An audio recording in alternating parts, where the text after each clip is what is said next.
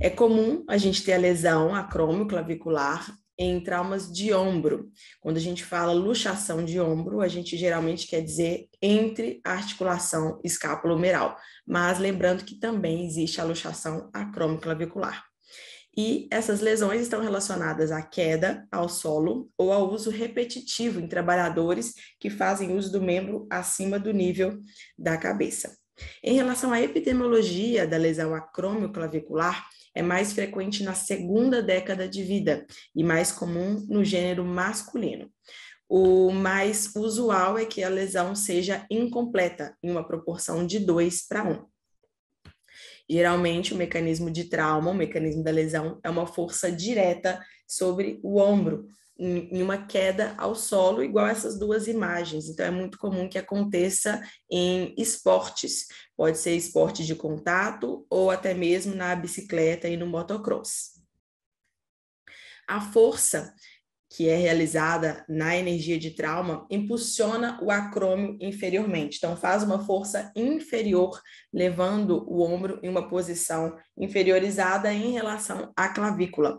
E lembrando que a única conexão entre o membro superior e o nosso esqueleto axial é através das articulações claviculares, tanto na articulação acromioclavicular quanto na articulação externo-clavicular. Por que é importante a gente saber isso? Para entender o surgimento dessa lesão, que na verdade não é a ascensão da clavícula. O que a gente está observando é um deslocamento inferior do ombro e do braço, e é isso que provoca esse sinal onde tem uma proeminência da extremidade mais lateral da clavícula. Então, a gente não tem a ascensão da clavícula, mas sim o deslocamento inferior do ombro e de todo o membro superior. Algumas lesões podem acontecer concomitantemente, como a dissociação escápulo-torácica, principalmente em energia de trauma maior, como acidente automobilístico. Fraturas, pode ser fratura de húmero proximal, clavícula, acrômio, processo coracoide. Lesão de plexo braquial, ossificação coroclavicular heterotópica, que geralmente não possui prejuízo funcional, igual está nessa imagem da radiografia, e osteólise da clavícula, principalmente na parte mais lateral, que é essa imagem inferior, onde mostra um afilamento da parte mais lateral da clavícula. Em relação à anatomia, o que é importante para a gente saber? A articulação acromioclavicular possui uma cápsula fina acromioclavicular que é reforçada pelos ligamentos, ligamento superior, inferior, anterior e posterior. O superior é o mais importante porque é o mais forte e eles vão trazer uma estabilidade horizontal. E dentro dessa articulação existe um disco fibrocartilaginoso que pode ser completo ou incompleto. Além disso, existem ligamentos que vão trazer a estabilidade vertical, que são ligamentos que se originam aqui no processo coracoide e vão se inserir na parte mais lateral da clavícula. Esses ligamentos são divididos em dois, onde o conoide é o mais medial e o trapezoide é o mais lateral. O paciente deve ser examinado em posição sentada ou em ortostatismo para que a gente consiga visualizar esse abaixamento do ombro. Isso torna a deformidade mais evidente. E quando a gente tem um grau mais avançado dessa lesão acromioclavicular, dessa luxação acromioclavicular, a gente pode também notar o sinal da tecla de piano, como se fosse uma tecla de piano ou de computador ou de teclado, onde a gente consegue clicar, apertar, afundar a parte mais lateral da clavícula.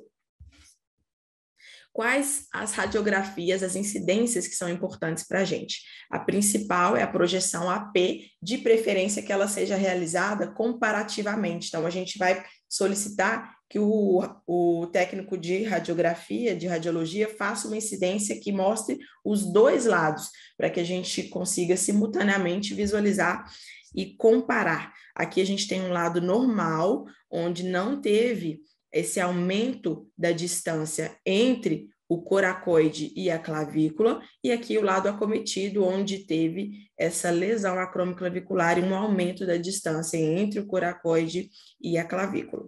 Também pode ser feita unilateral, dessa forma a gente consegue visualizar também essa distância, e Existe uma incidência especial para a clavícula, que é chamada de incidência Zanca, onde vai fazer uma inclinação cefálica dos raios. Os raios vão apontar para a região mais cranial, 10 a 15 graus, igual essa imagem da esquerda, de preferência o paciente em ortostatismo. Dessa forma, a gente tira as sobreposições e consegue ver toda a clavícula, todo o osso da extremidade medial até a extremidade lateral. Podemos fazer também a radiografia com uma carga, com um peso.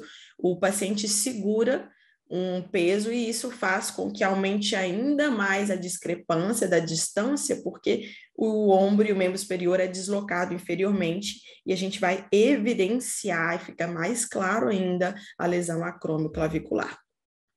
Existem ainda as projeções laterais axilares, são importantes para a gente conseguir ver deslocamento posterior da clavícula, que é um dos subtipos da lesão acromioclavicular, que a gente já vai ver na classificação, e também para avaliar fraturas.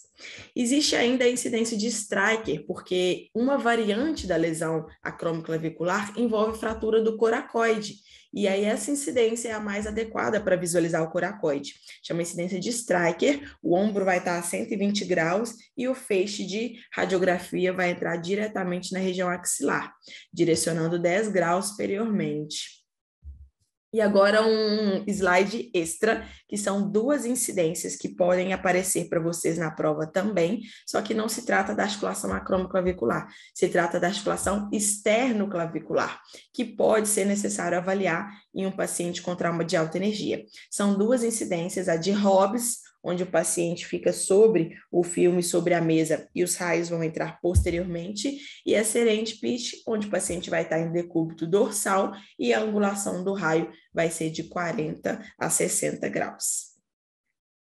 Em relação à anatomia radiológica, o que vamos observar é que no plano coronal, quando a gente visualiza na incidência antero-posterior, a gente consegue ver que existe uma inclinação dessa articulação, uma inclinação que vai de superolateral para a região inferomedial, e 49% das articulações possuem esse formato, enquanto 27% possuem o formato vertical no eixo longitudinal. A largura dessa articulação no plano coronal é de 1 a 3 milímetros e pode ser medido, e a gente sabe que essa medida vai diminuir com o aumento da idade, igual a diminuição da superfície da articulação do joelho, do quadril. Então, aqui também, com o aumento da idade, a gente tem uma diminuição dessa distância. E agora, o mais importante para a gente, que é a distância média entre o coracoide e a clavícula. Essa distância normal é de 1,1 a 1,3 centímetros. E um aumento dessa distância de 50% ou mais indica para a gente uma luxação acromioclavicular completa. A classificação mais utilizada é a classificação de Rockwood, que é o que o livro traz de referência para a gente também, a referência bibliográfica da prova do TEOT, e ela é dividida em tipo 1 a 6. E agora a gente vai passar por todos os tipos. Nessa tabela a gente tem 1, 2, 3, 4, 5, e aqui era para estar o 6, eles só inverteram, mas a gente vai falar uma por uma, e vocês vão ver que é bem tranquilo de lembrar. A lesão tipo 1 é a mais leve, onde o paciente tem um impacto, tem uma sensibilidade, um edema mínimo, não tem deslocamento palpável da articulação, tem pouca dor. Mais importante é que os ligamentos estão intactos, é só uma pequena distensão. Então, as radiografias vão estar normais, exceto por um aumento de partes moles apenas que pode aparecer. O tratamento para esse tipo 1 é tratamento conservador. Você pode imobilizar por 10 a 14 dias e depois um programa gradual de reabilitação e voltar ao esporte depois de 2 a 3 meses. Já o tipo 2 começa uma pequena subluxação, uma dor moderada, a extremidade da clavícula ela fica ligeiramente superior e a instabilidade é uma instabilidade antero-posterior, é uma instabilidade horizontal, porque a lesão é só acromioclavicular, não existe instabilidade vertical, porque os ligamentos entre o coracoide e a clavícula, eles estão íntegros, então a gente permanece, a gente mantém uma estabilidade vertical. Então, a gente só tem instabilidade horizontal. A articulação na radiografia pode ter um leve alargamento por conta do edema ou da distensão desses ligamentos dessa lesão acromioclavicular. Então, aumenta a distância entre o acrômio e a clavícula. O tratamento para tipo 2 também é conservador. A gente só vai indicar cirurgia para tratamento de tipo 2 se tiver uma dor persistente. E geralmente a dor persistente vai aparecer em caso de osteólise, artrite pós-traumática, subluxação recorrente, laceração dos ligamentos que ficam aprisionados ou algum fragmento solto. E aí, nesse caso, o que a gente tem que fazer? Um desbridamento isolado do menisco, da clavícula distal. A gente pode ressecar a clavícula distal, mas é um procedimento cirúrgico simples. Já o tipo 3, que é o tipo central dessa classificação, e a gente vai entender por quê, é um tipo onde tem uma luxação completa da acromioclavicular e geralmente o paciente chega segurando o membro superior. É como se ele fizesse uma força de inferior para superior para manter a articulação no lugar, porque quando ele solta, existe o deslocamento inferior e piora a dor do paciente, inclusive quando ele solta, evidencia o degrau que fica entre a clavícula e o acrômio. Então, a clavícula pode estar saliente na lesão do tipo 3 e o ombro está inferiorizado, está deprimido, uma dor moderada e o mais importante é que existe uma lesão dos ligamentos córacoclaviculares, além da lesão acromioclavicular. Então, já é uma lesão mais importante, onde a gente já chama de luxação acromioclavicular, e no tipo 3, a gente tem um aumento dessa distância córacoclavicular de 25% a 100%. Então, essa medida aumenta 25% a 100% em relação ao lado normal, por isso a importância da radiografia comparativa. O tratamento para tipo 3 é controverso na literatura. Alguns indicam tratamento conservador, outros indicam tratamento cirúrgico. A gente vai ver aqui o que o livro traz para a gente. Em relação ao tratamento conservador, o que a gente vai fazer seria igual ao tipo 1, onde a gente faz uma imobilização 10 a 14 dias como a tipoia, depois inicia um programa de reabilitação, retorno ao esporte em 2 a 3 meses. E lembrando que não existe comprovação científica que os dispositivos de manutenção de redução externa tenham alguma função, algum benefício, algum bom resultado. Então, aquelas cintas em 8, né, aquelas imobilizações, não existe uma comprovação científica que aquilo mantenha a redução. Então, você pode imobilizar com uma tipoia. Em relação ao tratamento cirúrgico, geralmente indica-se para pacientes mais jovens, mais ativos, atletas que fazem atividade física ou esportiva ou recreativa ou atividade esportiva profissional, e quando tem um grau de deslocamento mais grave, mais importante. E também para trabalhadores que utilizam o membro superior acima do plano horizontal, acima do plano da cabeça. Esses sim podem se beneficiar com a cirurgia. Existe a fixação acromioclavicular intraarticular, pode ser feita com fio de Kirchner, com parafuso. Existe o reparo e a reconstrução dos ligamentos córacoclaviculares, a reconstrução dos ligamentos acromioclaviculares. Esse reparo pode ser anatômico. Então, existem várias técnicas cirúrgicas que podem ser realizadas para tipo 3. Já para o tipo 4, agora do 4 em diante, ou seja, 4, 5 e 6, o tratamento é cirúrgico.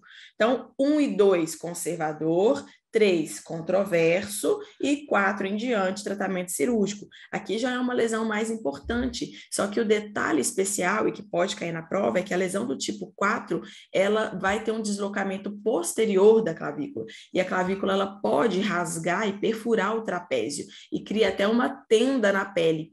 O mais importante é que ela não é redutível. Eu não consigo reduzir manualmente, porque ela está ali aprisionada nas fibras musculares do trapézio. Por isso, o tratamento é cirúrgico. Importante aqui pedir a radiografia axilar lateral, que a gente comentou na parte de radiografia. Aqui a gente consegue ver o deslocamento posterior da clavícula.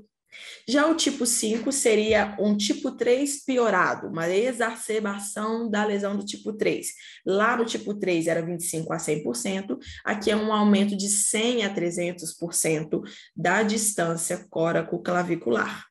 Ela também não pode ser reduzida manualmente, e aqui existe lesão dos ligamentos acromioclaviculares, ligamentos coracoclaviculares e também de inserções musculares, do deltoide e do trapézio. Então, tipo mais grave que necessita de uma energia de trauma maior. Já o tipo 6 é um tipo muito raro, geralmente um mecanismo de hiperabdução do ombro, e o deslocamento da clavícula é para inferior. Ele pode ser subacromial, abaixo do acrômio, ou subcoracoide, abaixo do processo coracoide. O ombro fica achatado e o acrômio fica proeminente. Geralmente também energia de trauma maior, traumas de alta energia. Então, lesões do tipo 4 em diante são de tratamento cirúrgico, pode ser feito endobottom, placa gancho, parafuso acromioclavicular, reparo local, fixação com fio de Kirchner, amarrilhos. Então, existem várias técnicas cirúrgicas que podem ser realizadas para a reconstrução e para o reparo. Então, um resumo da nossa classificação: tipo 1 e 2, tratamento conservador; tipo 3, controverso, existem as indicações para cirúrgico específicas; e tipo 4, 5 e 6, tratamento cirúrgico, onde tipo 4 é o deslocamento posterior, o tipo 5 é o 3 piorado e o 6 deslocamento inferior. Quais possíveis complicações das cirurgias? Infecção de ferida operatória, osteomielite, falha do implante metálico, migração do implante de fixação, e o mais comum aqui, artrite acromioclavicular, que acontece em até 1/4 dos pacientes, 24%. A referência bibliográfica da aula e da prova de vocês é o Rockwood Fraturas em Adultos. Espero que vocês tenham aproveitado a aula. Qualquer dúvida, eu estou à disposição. Muito obrigada.